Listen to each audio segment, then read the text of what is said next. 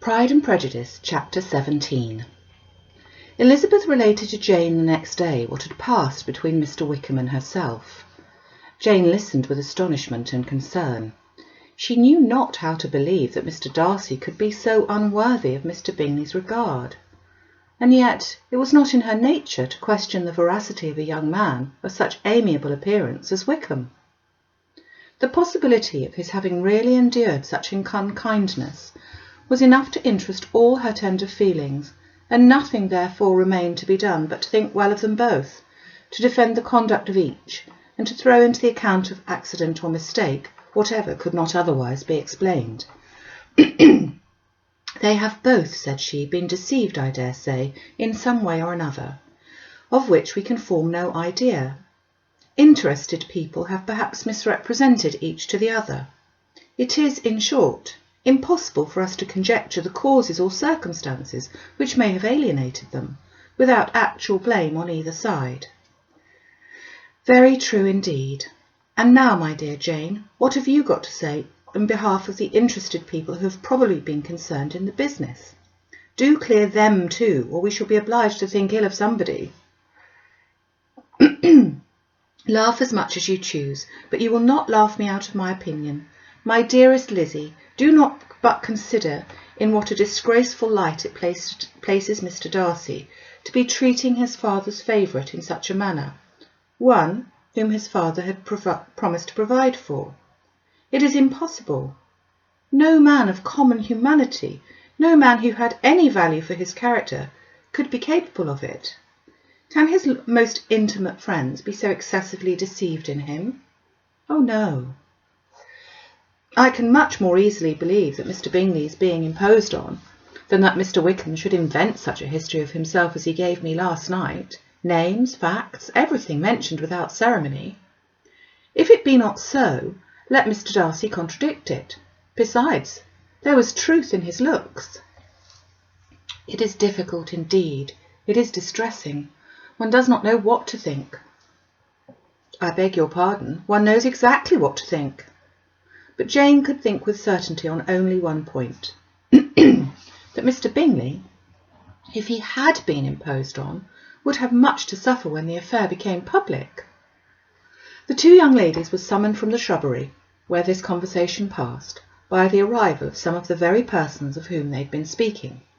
Mr. Bingley and his sisters came to give their personal invitation for the long-expected ball at Netherfield, which was fixed for the following Tuesday.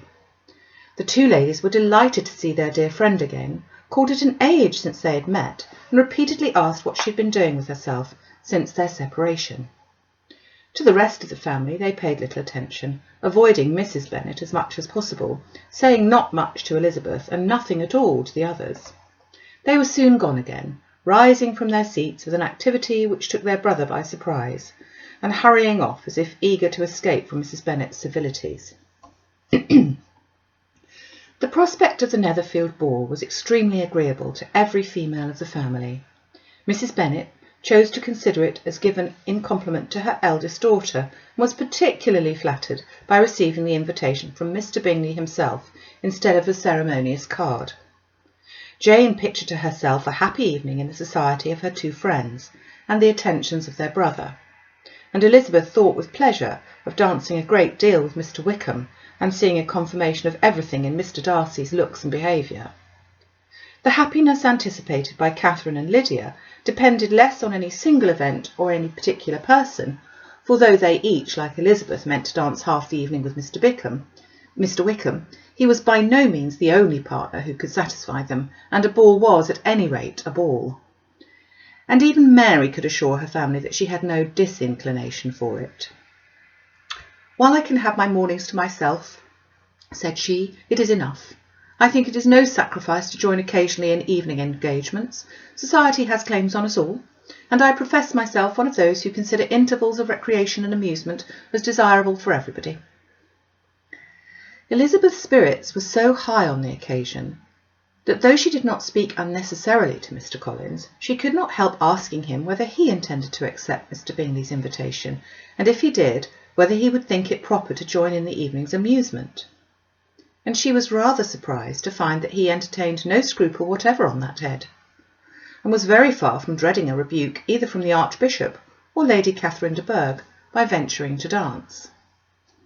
"I am by no means of opinion, I assure you," said he, "that a ball of this kind, given by a young man of character to respectable people, can have any evil tendency, and I am so far from objecting to dancing myself that I shall hope to be honoured with the hands of all my fair cousins in the course of the evening. And I take this opportunity of soliciting yours, Miss Elizabeth, for the 2 first dances, a preference which I trust my cousin Jane will attribute to the right cause, and not to any disrespect from her." Elizabeth felt herself completely taken in. She had fully proposed being engaged by Mr. Wickham for those very dances, and to have Mr. Collins instead. Her liveliness had never been worse timed. There was no help for it, however. Mr. Wickham's happiness and her own was perforce delayed a little longer, and Mr. Collins's proposal accepted with as good a grace as she could. She was not the better pleased with his gallantry from the idea it suggested of something more.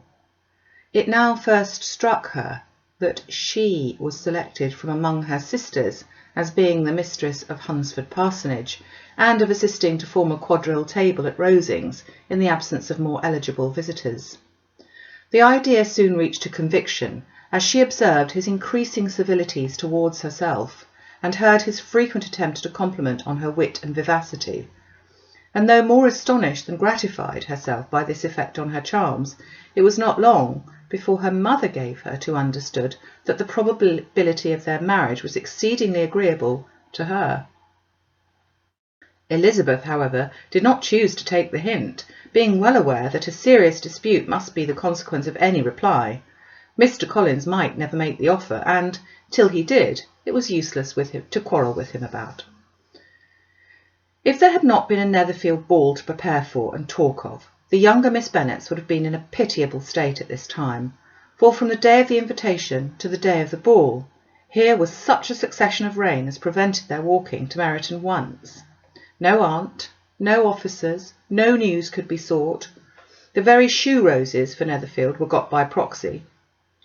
Even Elizabeth might have found some trial of her patience in weather which totally suspended the improvement of her acquaintance with Mr. Wickham, and nothing less than a dance on Tuesday could have made such a Friday, Saturday, Sunday and Monday endurable to Kitty and Lydia.